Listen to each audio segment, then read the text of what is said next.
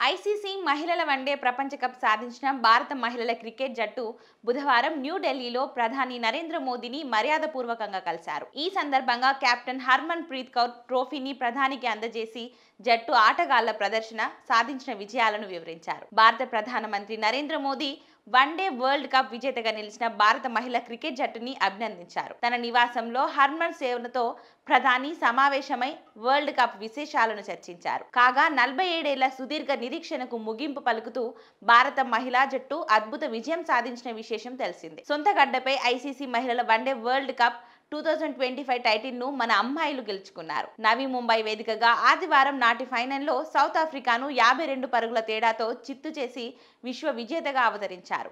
ఈ క్రమంలో హర్మన్ సేనపై ప్రశంసలు కురిపించిన ప్రధాని మోదీ తన కార్యాలయంలో వారితో సమావేశం అవ్వాలని నిర్ణయించుకున్నారు. ఈ విషయాన్ని తెలుపుతూ ప్రధాని కార్యాలయం భారత క్రికెట్ నియంత్రణ మండలికి ఆహ్వానం పంపింది. ఈ నేపథ్యంలో భారత మహిళా జట్టు బుధవారం ఢిల్లీలోని సెవెన్లోక్ కళ్యాణ్ మార్గ్లోని ప్రధాని నివాసానికి చేరుకుంది. అనంతరం captain Harmanpreet Kaur world cup ట్రోఫీతో ఫోటోలకు పోజులు ఇచ్చింది.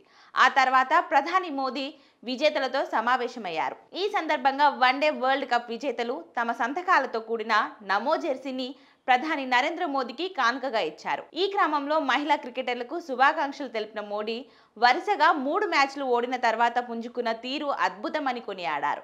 హ్యాట్రిక్ ఓటముల నేపథ్యంలో సోషల్ మీడియాలో పెద్ద ఎత్తున ట్రోల్ వచ్చినా ఒత్తిడిని అధిగమించారంటూ భారత జట్టును ప్రధాని మోదీ ప్రశంసించారు. ఫిట్ ఇండియా సందేశాన్ని దేశమంతా వ్యాప్తి చేయాలని ఈ సందర్భంగా మోదీ హర్మన్ సేనకు పిలుపునిచ్చారు.